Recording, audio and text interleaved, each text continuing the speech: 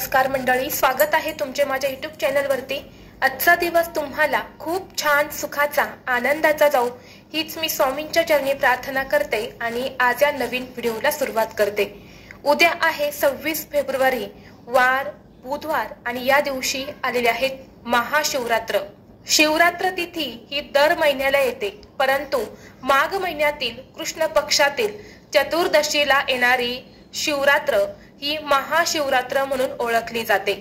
या महाशिवरात्रीच्या दिवशी भगवान शिवशंकर आणि माता पार्वतीची पूजा केली जाते।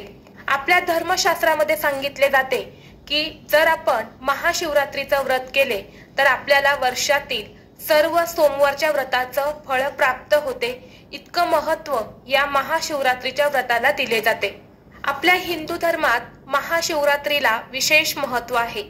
हा सण अत्यंत पवित्र असून या दिवशी शिवशक्तीचे मिलन होते। शास्त्रानुसार असे म्हटले जाते की महाशिवरात्रीला महादेव आणि देवी पार्वतीचा विवाह सोहळा संपन्न झाला होता। या दिवशी भगवान शंकराने संन्यास मार्ग सोडून आपले विवाहिक जीवन स्वीकारले होते आणि म्हणून असे सांगितले जाते की महाशिवरात्रीच्या दिवशी जो कोणी शंकराची विधिवत पूजा करतो, भगवान शिवशंकरांचा अभिषेक करतो, व्रत करतो, त्याच्या सर्व मनोकामना पूर्ण होतात।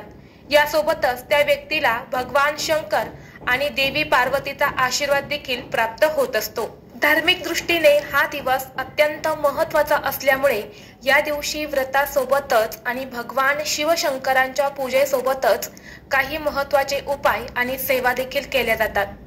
आज व्हिडिओमध्ये मी तुम्हाला एक अतिशय प्रभावी असा उपाय सांगणार आहे। उद्या महाशिवरात्रीच्या दिवशी सकाळीच उंबरठ्यावर ठेवा ही एक वस्तू। एका रात्रीत आयुष्याचं सोनं होईल। 7 पिढ्यांचं दारिद्र्य हे नष्ट होऊन करोडपती होण्याची इच्छा ही पूर्ण होईल। घराची, मुलांची, पतीची अगदी भरभरून प्रगती होईल। घरात अखंड लक्ष्मी नांदेल। तर अशी कोणती वस्तू आपल्याला सकाळी उंबरठ्यावर ठेवायची आहेत याबद्दलची संपूर्ण माहिती आज या व्हिडिओमध्ये मी तुमच्यासोबत शेअर करणार आहे। त्यामुळे तुम्ही हा व्हिडिओ स्किप न करता शेवटपर्यंत नक्की पहा। चॅनलवरती नवीन असाल तर सबस्क्राइब करा आणि असेच माहितीपूर्व नवनवीन व्हिडिओ पाहण्यासाठी बेल आयकॉनला प्रेस करा। तर पहा, या महाशिवरात्रीच्या दिवशी शिवतत्व हे पृथ्वीवरती खूप जास्त प्रमाणामध्ये जागृत असते। त्यामुळे या काळात केले उपाय हे खूप प्रभावी ठरत असतात।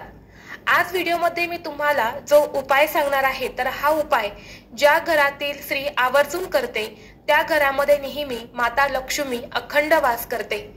आपल्याला सर्वांनाच माहित आहे की आपण महाशिवरात्रीच्या दिवशी भगवान शिव आणि माता पार्वतीची पूजा ही करत असतो। त्यामुळे धनप्राप्तीसाठी आणि लक्ष्मी प्राप्तीसाठी महाशिवरात्र हा दिवस अत्यंत महत्त्वाचा असतो। त्यामुळे जर तुम्हाला आयुष्यामध्ये आर्थिक अडचणींना सामोरे जावं लागत असेल, काहीतरी सतत आर्थिक अडचणी येत असेल, तुमच्या घराची भरभराट होत नसेल किंवा घरामध्ये पैसा टिकत नसेल, व्यवसायामध्ये सतत अडचणी अडथळे येत असतील, तसेच घरामध्ये हवा तसा पैसा येत नसेल किंवा पैसा आला तर तो काही ना काही कारणाने बाहेर जात असेल, म्हणजेच घरात पैसा टिकत नसेल, तर या सर्व कारणांमुळे समजते की माता लक्ष्मी घरामध्ये स्थिर नाही। घरामध्ये लक्ष्मी नांदणे फक्त पैसाच असणं असं नाही, तर घरामध्ये एक प्रकारची शांती, समृद्धी, सुख असणं सुद्धा गरजेचं आहे। किंवा घरामध्ये एकमेकांमध्ये प्रेम, एकोपा असणं सुद्धा महत्त्वाचं आहे। असे प्रसन्न वातावरण जर आपल्या घरामध्ये असेल तर यालाच लक्ष्मी नांदणे असे म्हटले जाते। काही दिवसांचे महत्त्व हे खूप जास्त असतं। आपल्या पूर्ण प्रगतीवर या गोष्टी परिणाम करतात। त्यामुळे या दिवशी केले उपाय हे कधीही वाया जात नाही। हा उपाय करण्यासाठी आपल्याला उद्या सकाळी लवकर उठायचं आहे। उठल्यानंतर स्वच्छ स्नान करायचं आहे। अंघोळीच्या पाण्यामध्ये आपल्याला थोडंसं गंगाजल आणि गाईचं कच्चं दूध टाकून स्नान करायचं आहे। यानंतर आपल्याला एक तांब्याचा कलश घ्यायचा आहे। कलशामध्ये शुद्ध पिण्याचं पाणी भरायचं आहे। त्यामध्ये आपल्याला थोडीशी हळद टाकायची आहे आणि थोडंसं गंगाजल असेल तर गंगाजल टाकायचं आहे। गंगाजल नसेल तर तुम्ही गोमूत्र देखील टाकू शकता। यानंतर हे पाणी घेऊन आपल्या घराच्या मुख्य दरवाजावरती जायचं आहे। मुख्य दरवाजाच्या बाहेर हे पाणी तुम्हाला सगळीकडे हाताने शिंपडायचं आहे।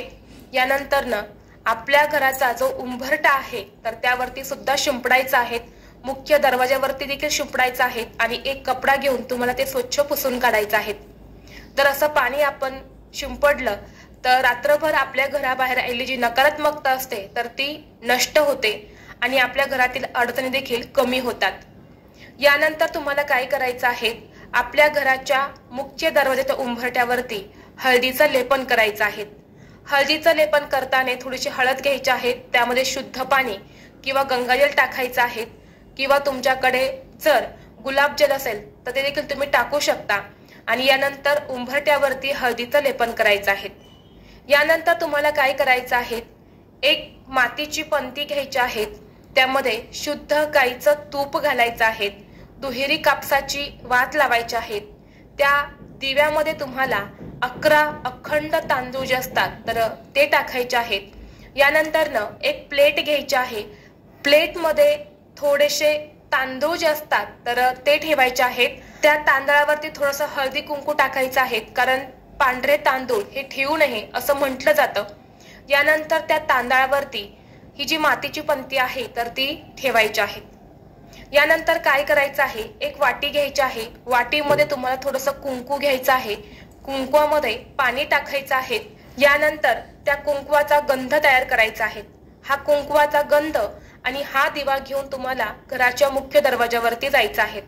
सर्वप्रथम तिथे दिवा हा प्रज्वलित करायचा आहे, दिव्याला हळद कुंकू लावायचं आहे आणि त्या दिव्यामध्ये एक कापराची वडी देखील तुम्हाला टाकायची आहे।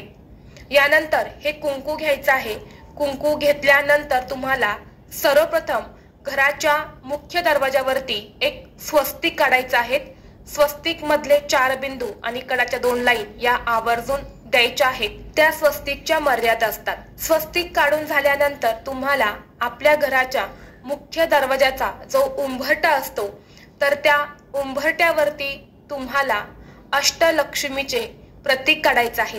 आता अष्टलक्ष्मीचं प्रतीक हे कसं काढायचं, तर एक कुंकवाचं बोट आपल्याला घ्यायचं आणि आपल्या उंबरठ्यावरती तुम्हाला असं ओढायचं आहे। ज्या प्रकारे मी तुम्हाला स्क्रीनवरती दाखवलेलं आहे तर त्या पद्धतीने तुम्हाला एक बोट ओढायचं आहे, अधिलक्ष्मी म्हणायचं। पुन्हा दुसरं बोट आपल्याला ओढायचं आहे, धनलक्ष्मी। यानंतर तिसरं बोट धान्यलक्ष्मी आणि चौथं बोट तुम्हाला घेऊन गजलक्ष्मी, यानंतर संतानलक्ष्मी, वीरलक्ष्मी, भाग्यलक्ष्मी, विजयलक्ष्मी आणि विद्यालक्ष्मी असे तुम्हाला 8 टिपके जे आहेत तर ते कुंकवाचे द्यायचे आहेत। यानंतर आपल्याला त्यांना हळद कुंकू अक्षदा अर्पण करायचे आहेत। धूप दीप अगरबत्ती तुम्हाला ववाळून घ्यायचे आहेत। लाल रंगाची फुले असतील तर ते देखील अर्पण करायचे आहेत। यानंतर तिथे बसून आपल्याला एक वेळा अष्टलक्ष्मी स्तोत्राचं पठण करायचं आहे आणि दोन्ही हात जोडून तुम्हाला अष्टलक्ष्मीचं नामस्मरण करून तुमच्या घरातील दारिद्र्य अडचणी दूर होण्यासाठी तुम्हाला मनोभावे प्रार्थना करायची आहे। आपल्या विष्णू पुराणामध्ये सांगितलेलं आहे की माता लक्ष्मी ही आपल्या घरामध्ये दिवसभरात 7 वेळा येत असते आणि जेव्हा आपल्या घराचा मुख्य उंबरठा असा असतो तेव्हा ती आपल्या घरात अखंड स्वरूपात वास करत असते। त्या अष्टलक्ष्मीला संपत्ती समृद्धी आश्रयदाता म्हणून देखील म्हटले जाते। त्याचबरोबर या दिवशी आपल्याला आपल्या स्वयंपाकघराची देखील पूजा ही करायची आहे। आपल्या स्वयंपाकघरामध्ये अन्नपूर्णा माता वास करते आणि अन्नपूर्णा माता ही दुसरी तिसरी कुणीही नसून साक्षात माता पार्वतीचाच अवतार मानला जातो आणि या दिवशी माता पार्वतीची पूजा ही केली जाते। नेहमी आपल्या घरामध्ये धन धान्य समृद्धी ही कायम टिकून राहावी यासाठी आपल्या स्वयंपाकघराची पूजा ही आपल्याला आवर्जून करायची आहे। त्यामुळे आपल्या गॅसवरती एक स्वस्तिक काढून तिथे तुम्हाला हळदी कुंकू लावून पूजा ही करायची आहे। त्याचबरोबर या दिवशी अगदी लहान व्यक्तींपासून ते मोठ्यांपर्यंत सर्वजण व्रत करत असतात, परंतु महाशिवरात्रीचं व्रत करताना काही नियमांचं पालन हे केलं जातं। त्यामध्ये सगळ्यात महत्त्वाची गोष्ट म्हणजे या उपवासाला भगर ज्याला आपण वरई म्हणतो तर ती अजिबात चालत नाही। त्याचबरोबर या दिवशी फणसाचं सेवन करायचं नाही, तसेच जे सोयाबीन तेल असेल किंवा सूर्यफुलाचं तेल असेल तर ते सुद्धा वापरू नका, नाहीतर या व्रताचं फळ तुम्हाला प्राप्त होणार नाही। जर तुम्हाला हा व्हिडिओ आवडला तर लाईक करा, चॅनलवरती नवीन असाल तर सबस्क्राईब करा आणि हा व्हिडिओ आपल्या मित्रपरिवारासोबत जास्तीत जास्त शेअर करा। चला तर मग भेटू असंच पुढल्या एका नवीन व्हिडिओमध्ये। तोपर्यंत सर्वांना श्री स्वामी समर्थ।